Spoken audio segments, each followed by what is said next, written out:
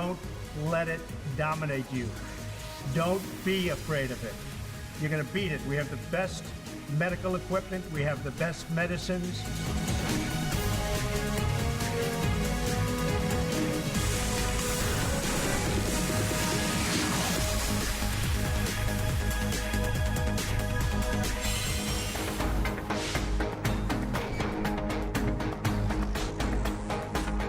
이 화재로 인해서 인명사고가 나는 것이 가장 큰 두려움이라고 보고 있는데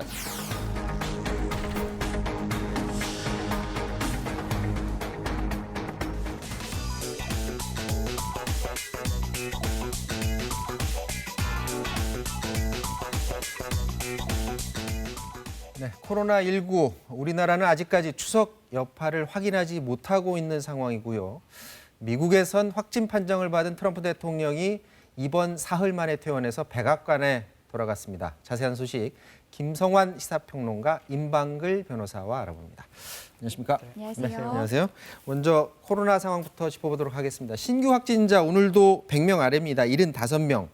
그러니까 엿새 계속해서 100명 아래 수준을 지금 유지하고 있는 상황이에요. 네, 국내 발생으로 따지면 어제보다 2명이 늘어나긴 했는데요. 네. 좀 긍정적인 신호도 있습니다. 네. 그러니까 그동안의 추석 연휴에 어떤 효과가 남아 있었기 때문에 검사 수가 좀 적었거든요. 네. 근데 어제 경우에는 13,000명으로 평일 수준을 회복했습니다. 그런데도 불구하고 두 자릿수가 나왔기 때문에 상황이 좀 안정적으로 관리가 되고 있다 이렇게 평가해도 좀 무리는 아닐 것 같은데요. 다만 이제 추석 연휴 기간 동안에 굉장히 많은 접촉이 이루어지지 않았겠습니까? 네. 그 잠복기를 고려해서 실제로 증상이 나타나는 시기가 한 엿새 정도, 일주일 아니라고 가정을 한다면 네. 앞으로 한 일주일 정도 내에 어느 정도 확진자가 증가하느냐 이 추이를 보면 추석 연휴 기간을 우리가 어떻게 보냈는지를 확인할 수 있을 것 같습니다. 근데 추석 때 이제 고향으로 내려가지 않는 분들이 많았지만 그래도 가족끼리 만나는 분들이 있었거든요. 근데 우려되는 상황이긴 하지만 조금씩 가족 간 감염이 지금 나타나고 있다고요? 네, 맞습니다. 전북 정읍에서도 가족 간 감염이 나타난 것으로 확인이 되는데요. 네. 지금까지 총 9명이 지금 확진이 9명? 되는 상황입니다. 그러니까 지금 정읍에 사는 30대 여성이 정읍에 있는 시댁 식구들도 만나고 추석 당일날요. 그리고 광주하고 정읍에 있는 또 친정 식구들도 거기에 또 있다 그래요. 네. 이렇게 만나고 난 다음에 갑자기 추석 당일날부터 증상이 나타나서 검사를 받았더니 확진 판정을 받았고 잇따라 가족들이 지금 확진을 받고 있는 상황인데요. 처음에는 누구로부터 시작이 됐는지 잘 파악이 안 됐다가 네. 추석 당일날 그 전에 내려왔던 서울에서 온 50대 오빠가 있었다 그래요. 오빠랑 만나고 접촉하고 난 다음에 증상이 나타났고 다른 사람들도 지금 확진 판정을 받고 있는 상황이어서 방역 당국은 아마 초발 환자가 그 50대 오빠일 가능성이 있다 이렇게 보고 있는 상황입니다. 그러니까 고향으로 내려온 오빠를 네. 통해서 집단 감염이 일어났을 가능성이 높다라는 말씀이고요. 어제도 전해드렸었는데 포천의 그 육군 부대에서 집단 감염이 있었거든요. 네. 이 감염 경로가 나왔나요? 아니요, 아직 감염 경로는 나오지 않았습니다. 이 포천 육군부대는요, 네. 부대원이 240여 명인데 지금까지 37명이 확진이 됐거든요. 네. 집단 감염인데 앞서 말씀드린 것처럼 감염 경로는 나오고 있지 않습니다. 우선 확진 판정된 병사들은 지난달부터 이 부대 내에서만 생활을 했다고 하고요. 뭐 일부 외부에서 민간인이 부대를 방문하기는 했지만 접촉은 또 없었다고 합니다. 근데 간부 한 명이 서울에 이제 가족들을 만나고 왔는데 그러면 가족들과 만나서 이렇게 감염이 됐나? 그런데 가족들은 우선 다 음성 판정이 나왔고요. 이 간부가 가족들을 만나기 전에 이미 그 전부터 부대 내에서는 이 의심 증상을 보이는 병사들이 있었다라고 나와서 아직까지 감염 경로는 나오고 있지 않습니다. 자, 우리나라 코로나 상황도 그렇지만 전 세계적으로 이슈가 되고 있는 사람이 바로 미국의 트럼프 대통령입니다. 확진 판정을 받았는데 이번 사흘 만에 퇴원을 했다라는 그런 소식인데요. 준비된 영상 보고 계속 말씀 나누도록 하겠습니다. 네, 우리나라 시각으로 오늘 오전 7시 40분 트럼프 미국 대통령이 양복 차림에 흰색 마스크를 쓰고 병원 밖으로 Mr. 걸어서 President, 나옵니다. how many staff are sick? How many of your staff are sick? Thank you very much. Thank you. 네, 매우 감사하다 이런 말만 한 뒤에 다른 질문에는 답변하지를 않았고요. 대신 취재진을 향해서 주먹을 꽉 쥐고 엄지를 치켜 올리기도 했습니다. 또 입원할 때와 마찬가지로 대기 중인 전용 헬기를 타고 백악관으로 향했습니다.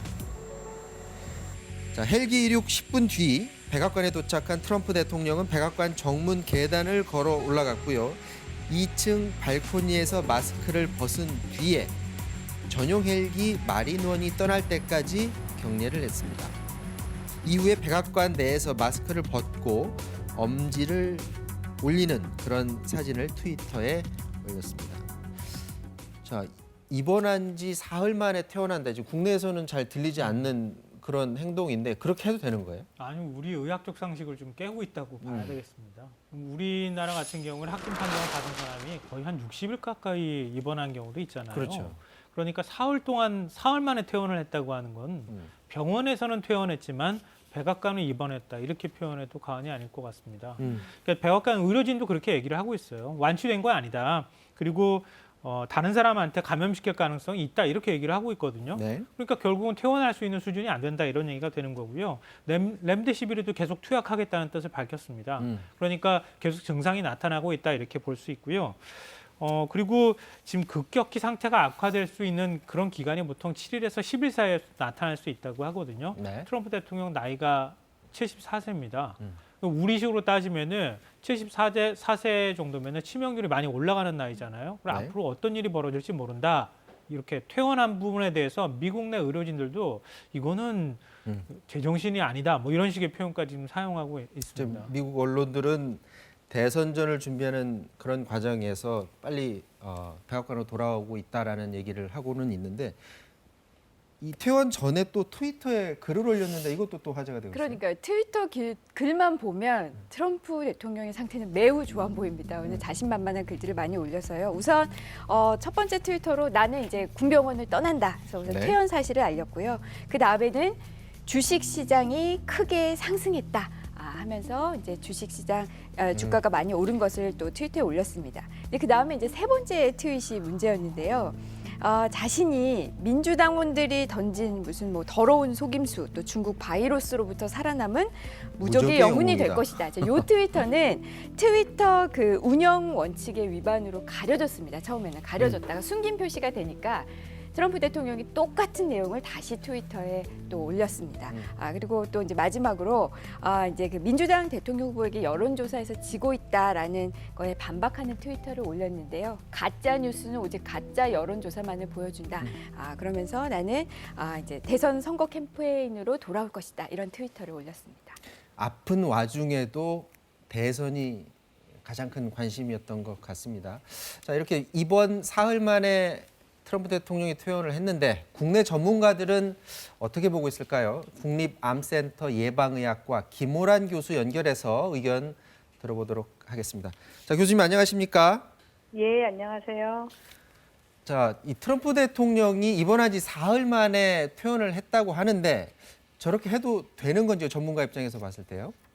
예, 글쎄요. 임상적으로 보나 방역 측면에서 보나 좀 우려되는 상황입니다. 임상적으로는 입원이 필요할 정도로 증상이 심했는데 네. 3일 만에 퇴원한 거잖아요. 네. 그렇지만 이제 다만 일반인이라면 어렵겠지만 대통령이니까 백악관에도 조치가 있을 테니 증상이 네. 생기면 좀 빠른 대처가 가능할 것이다라고 봐서 퇴원을 한 것 같고요. 그렇지만 이제 방역 측면에서 보면 미국 의료진들도 인정한 것처럼 아직은 감염 전파가 가능한 기간이거든요. 네. 따라서 이제 감염 전파를 줄이기 위해서 마스크 쓰기나 거리두기뿐 아니라 가능한 접촉을 최대한 줄이고 조심해야 됩니다. 하지만 다만 이제 미국은 우리와 달리 확진자라도 증상이 심하지 않으면 자택에서 격리 치료하고 있기 때문에 아마 이에 대한 거부감이 우리와는 다르게 좀 덜한 것 같습니다. 저게 만약 이제 우리나라 상황이었다면 어떻습니까? 우리나라 상황이었으면 같으면 가능한가요? 아직은 안 되죠. 우리나라는 이제 퇴원 기준이 네. 이제 증상이 나타나고 열흘 지나고 난 다음에 증상이 없어지고 3일 정도 지나야지 퇴원이 가능하거든요. 네. 그렇기 때문에 우리나라로 보면 아직은 퇴원하려면 한참 기간이 남아 있는 상황인 거죠. 자, 지금 그 외신을 보면 백악관 주치의가 하는 말이 트럼프 대통령이 렘데시비르 그리고 덱사메타손 이런 주사를 맞았다고 해요. 근데 기사 내용을 보면 이게 중증 환자용 주사다라고 하는데 그렇다면 트럼프 대통령이 이전 상황에서 중증에 걸렸다 이렇게 봐도 되는 건가요? 그렇죠. 실제로 입원하기 전에 백악관에서 이미 산소 치료를 했다고 하고요. 네. 덱사메타손이라는 게 스테로이드인데 스테로이드는 이제 잘 쓰면 약이지만 잘못 사용하면 독이 되는 약입니다. 우리나라에도 따라서 써요? 그렇죠. 우리나라도 사용을 합니다. 네. 그렇지만 이제 상태가 심각하지 않았다면 사용하지 않았을 약입니다. 그리고 이제 산소 치료를 했다는 거는 산소 포화도가 떨어졌다는 것을 의미하고 네. 또 실제로 아직 임상 시험 중인 항체 치료제도 사용을 했다는 건데 중증이 아니면 이런 치료제까지는 쓰지 않았을 거기 때문에 상태가 가벼운 것은 아니었다라는 것을 보여주는 겁니다. 교수님 말씀만 들으면 그런 주사를 맞고 했다면 분명히 중증이었을 가능성이 굉장히 높다라는 것이고 그렇다면 앞으로도 어떤 증상이 나타날 수 있다는 가능성도 좀 있어 보이기는 하는데 지금 트럼프 대통령이 70대 고령이잖아요. 그렇죠. 예. 네, 이 고령인 상황에서 다시 증상이 발현할 가능성이 있는 건지 그렇다면 트럼프 대통령이 다시 뭐 고열이 난다든지 이런 증상이 나타나면 상황이 다시 심각해질 가능성도 있다고 봐야 될까요? 예, 그것도 뭐 아주 없다고는 할 수 없고요. 네. 이제 물론 우리나라는 70대에서 치명률이 한 7% 되고 미국은 이제 70대 치명률이 한 4% 정도인데 네. 이제 치명률이 높지는 않습니다. 80대하고는 달리. 그렇지만 이제 후유증이 나올 가능성도 있고요. 다만 이제 보통 임상에 계신 선생님들 의견은 초기에 산소 치료를 빠르게 하면 증상이 빨리 회복되는 사람들이 많다. 그렇게 이야기를 하고 있습니다. 그래서 일찌감치 모니터링을 해서 산소 치료를 빨리 시작한 게 도움이 될 수 있었을 것 같습니다. 지금 트럼프 대통령 측에서 본인이 검사를 했는데 최종 음성 판정을 받았다. 이 내용을 공개하면 깔끔할 것 같은데 지금 그런 내용은 외신 보도에서 지금 들어오질 않는 상황인데요. 산술적으로 계산해 봤을 때 만약에 현 상태가 정말로 안정적이라면 최종적으로 언제쯤이면 트럼프 대통령이 완전히 코로나에서 벗어났다 이런 걸 알 수가 있을까요? 보통 임상적인 완쾌는 바이러스 최종 음성으로 평가하지는 않습니다. 왜냐하면 임상적으로 다 낫고 바이러스가 전파력이 없어도 검사를 하면 계속해서 조금씩 검출이 되고 있기 때문에 우리나라도 바이러스 검사로 격리 해제를 결정하기도 하지만 보통은 임상적으로 결정을 합니다. 그리고 임상적으로 증상이 없는 사람은 열흘, 증상이 있는 사람은 열흘 후에 72시간 동안 약 없이 발열이 없고 좋아지면 우리는 이제 격리 해제를 하고 미국은 24시간 정도만 발열 없이 상태가 좋아지고 있다. 이러면 퇴원하기 때문에 우리하고는 조금 기준이 다릅니다.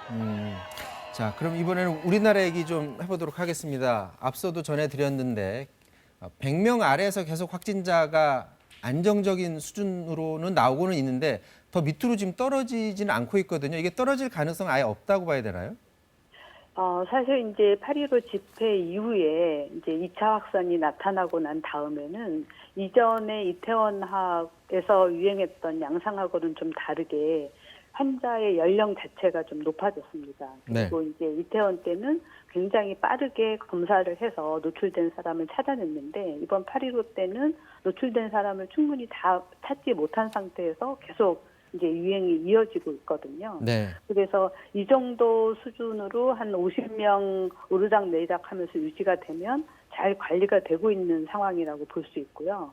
이제 문제는 이 상태에서 뭐 요양원이라든지 아니면 뭐 교회라든지 집회라든지 이런 데서 다시 한번 또 증폭할 가능성이 있어서 그것이 좀 걱정입니다. 자, 이전에 계속해서 교수님이 방송에 나와서 우려를 했던 부분인데 추석 때 과연 사람들이 많이 이동했던 게 얼마나 영향을 줄지 이 부분을 잘 지켜봐야 된다고 하셨습니다. 언제쯤이면 이 추석 이동 여파가 코로나 영향을 줬는지 확인이 가능할까요? 일단 한 2주 정도는 봐야 되는데 계속해서 위험한 일들이 좀 예측되어 있습니다. 개천절 집회는 좀 큰 무리 없이 넘어간 것으로 보이는데 오는 9일에 또 한글날 집회도 예고되어 있어서 그때를 잘 넘겨야 한 10월 중순까지 봐야 이게 좀 안정된 환자 숫자로 떨어질 수 있는지 우리가 좀 볼 수 있을 것 같습니다. 지금 추석 연휴 특별 방역 기간이 이제 11일까지거든요. 뭐 자영업자들, 뭐 소상공인들 그리고 중고등학생들 다들 힘들게 지금 생활을 하고 있는 그런 상황인데 지금 거리두기 2단계 아닙니까? 여기서 좀 더 낮춰졌으면 하는 그런 바람도 있거든요. 근데 그렇게 되기 위해서는 어떤 조치들이 필요하다고 보여집니까? 일단 이제 사회적 거리두기 1단계가 되려면 네. 2주 동안 하루 평균 확진자 수가 50명 미만으로 계속 유지돼야 됩니다. 네. 그런데 앞으로 2주 동안 그렇게 되기는 좀 어려울 것 같고요. 아, 그렇지만 이제 환자가 보면 대부분 수도권에서 주로 발생을 하고 있습니다. 그렇기 때문에 수도권과 비수도권이 좀 다르게 적용할 가능성이 있습니다. 그래서 이번 주말까지 큰 집회 문제가 없이 지나고 나면 비수도권 지역에서는 조금 단계를 낮출 수 있을 것 같습니다. 아, 교수님 말씀대로라면 적어도 수도권이 아닌 지역은 이번 주말 지나서 풀릴 가능성이 조금은 남아있다. 이렇게 이해하면 될까요? 예, 그렇습니다. 네, 오늘은 그럼 여기까지 해야 될 것 같습니다. 말씀 고맙습니다. 예, 고맙습니다. 네, 지금까지 김호란 교수와 말씀 나눴습니다.